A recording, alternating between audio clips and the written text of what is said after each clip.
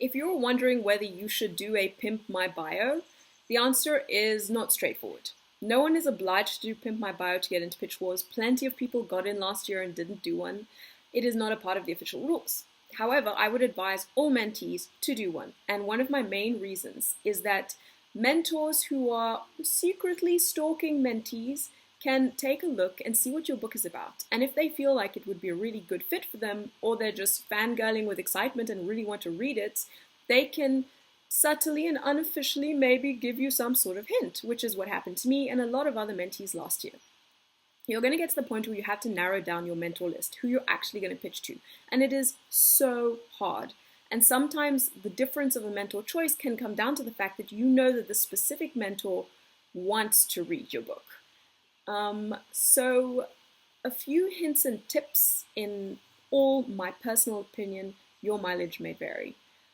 I would advise to start your Pimp My Bio with the pitch for your book, a little short description about what your book is about, and if you've done novel aesthetics, to put it in there. Novel aesthetics is basically like a collage of images that's like a Pinterest board of images that represent your novel.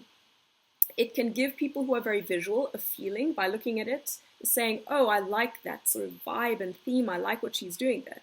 The reason to put your novel aesthetics and the details of your work above personal details, because Pimp My Bios are generally full of, this is who I am, this is my family life, these are my animals, these are my interests.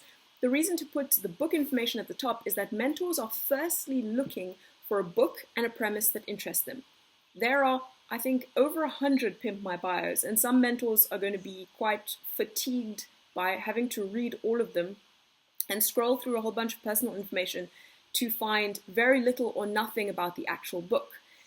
The best way, in my opinion, to use Pimp My Bio in your favor is to help make it part of figuring out who you're going to pitch and how you can give yourself the best shot at pitch wars. So I'm going to put a link to what I did. I actually have my post still up on my Tumblr, I think. This is my book. This is what it's about. Here is a novel aesthetic. By the way, here is who I am.